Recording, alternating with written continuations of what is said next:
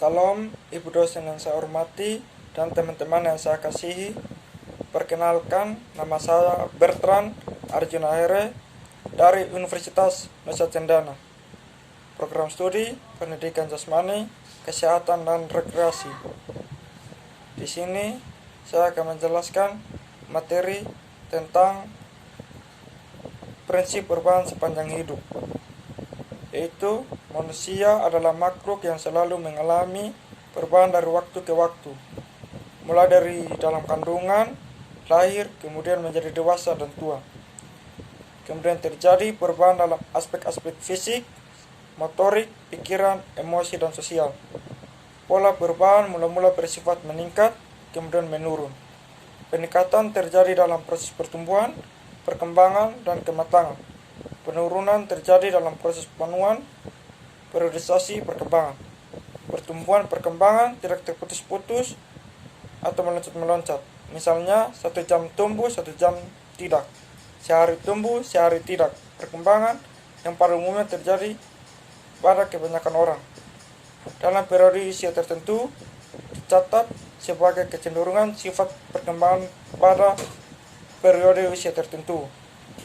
Istilah yang digunakan dalam studi perkembangan motorik, yang pertama pertumbuhan growth. Pertumbuhan growth yaitu proses peningkatan yang ada pada diri seseorang yang bersifat kuantitatif atau peningkatan dalam hal ukuran. Contohnya, bertambahnya tinggi badan, bertambahnya lebar punggul, bertambahnya ketebalan dada, bertambahnya berat badan. Yang kedua, perkembangan development.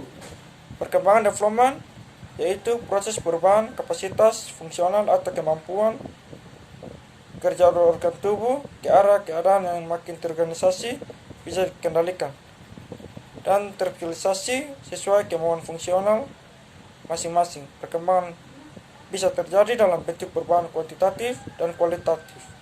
Contohnya perkembangan. Bayi belum bisa jalan, berjalan bertati-tati 2 atau 3 langkah, lancar sampai beberapa langkah. Anak kecil mula-mula baru bisa pegang bola dan bisa membentukkan bola sekali 2 kali ke lantai menggunakan 2 tangan atau 1 tangan berulang kali. Kematangan. Kematangan merupakan kemajuan yang bersifat intrinsik dan menggambarkan perubahan yang berkembang dalam satu urutan sejalan dengan bertambahnya usia. Bersifat intrinsik artinya ada dalam diri individu atau semata-mata timbul dari dalam diri sendiri, bukan timbul karena faktor dari luar individu. Contohnya, bayi mendekati 1 tahun bisa berdiri dan matang untuk berdiri. Anak kecil bisa berjalan dan matang untuk berjalan. Pada masa purba anak laki-laki mengalami mimpi basah, matang organ reproduksinya. Tanda-tanda untuk mengetahui perilaku karena proses kematangan dan bukan karena proses belajar adalah perilaku yang muncul atau terjadi secara tiba-tiba, bukan didahului belajar. Yang kedua, perwujudan pola perilaku terjadi secara utuh dan teratur, tetapi polanya bisa sedikit berbeda antara setiap individu. Dalam segi fisik dan biologis, terjadi peningkatan interaksi fungsi sistem organ-organ tubuh dan kemampuan reproduksi. Yang keempat, panuan aging. Panuan adalah proses penurunan kualitas organik karena bertambahnya usia. Panuan merupakan gejala menunjukkan adanya penurunan kualitas sel-sel organ tubuh mengakibatkan dan merosotnya kemampuan fisik dan gerak. Contohnya, panuan. Persendian otot menjadi kaku dan tidak fleksibel, kontrol tubuh menurun, dan integrasi fungsi organ tubuh menurun. Materi yang kedua menjelaskan tentang prinsip perkembangan. Yang pertama, perkembangan melibatkan perubahan. Perkembangan pada setiap manusia akan disertai beberapa perubahan, di antaranya perubahan ukuran, perubahan proporsi, hilangnya ciri lama, dan mendapatkan ciri baru. Yang kedua, pola perkembangan dapat diramalkan.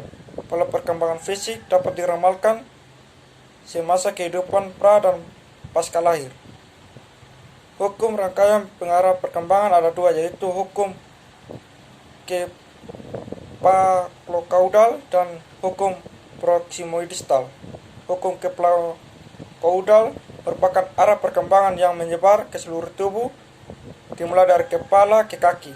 Hal ini berarti bahwa kemajuan dalam struktur dan fungsi pertama-tama terjadi di bagian kepala, kemudian badan, dan selanjutnya ke kaki.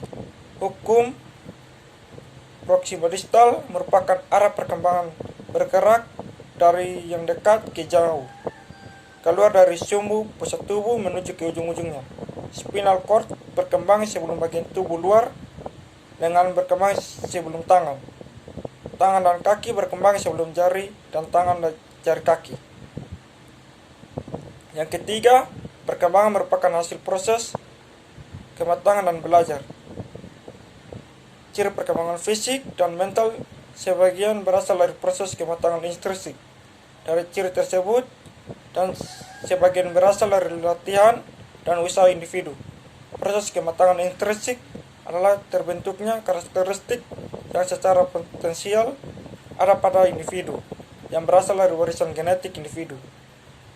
Fungsi filogenetik, yaitu fungsi yang sesuai pada umumnya, contoh merangkak, duduk, dan berjalan. Berkembangnya berasal dari proses kematangan, sedangkan fungsi ontogenetik merupakan fungsi khas individu.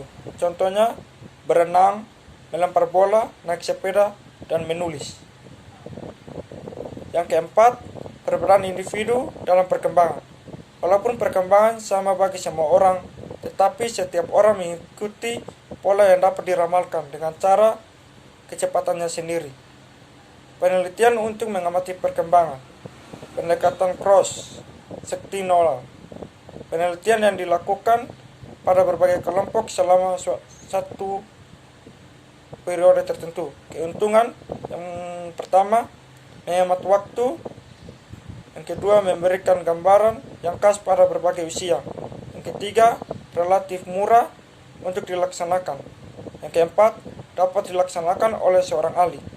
Kerugian, hanya memberikan gambaran proses perkembangan yang sifatnya kira-kira.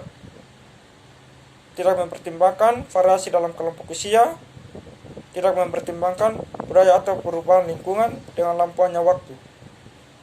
Yang kedua, longitudinal. Penelitian dilakukan dengan cara mengamati ulang anak-anak yang sama pada beberapa interval atau waktu. Keuntungan.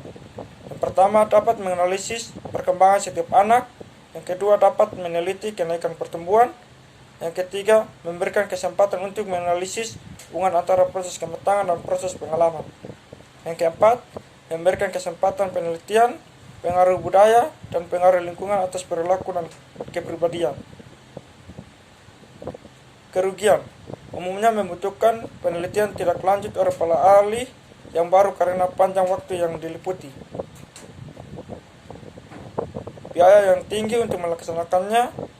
Ketiga, data banyak dan tidak praktis untuk dipakai. Yang keempat, sulit untuk mempertahankan percontoh yang asli. Teori perkembangan. Teori perkembangan secara umum dikaji pada dua sudut pandang, yaitu sudut pandang biologis dan psikologis. Perspektif biologis secara keterbentukan dan perkembangan bagian-bagian dan sistem tubuh dipelajari level seluler dan pada level organisme. Teori psikologi perkembangan yang menjadi acuan dalam studi perkembangan motorik. Yang pertama, teori kematangan atau maternal teori oleh Arnold Getzel.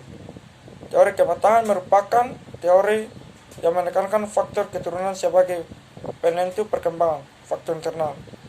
Yang kedua, teori keperilakuan oleh behavioral theory oleh Ivan Pavlov, Skinner, dan Watson. Teori yang menekankan faktor lingkungan sebagai penentu perkembangan faktor eksternal.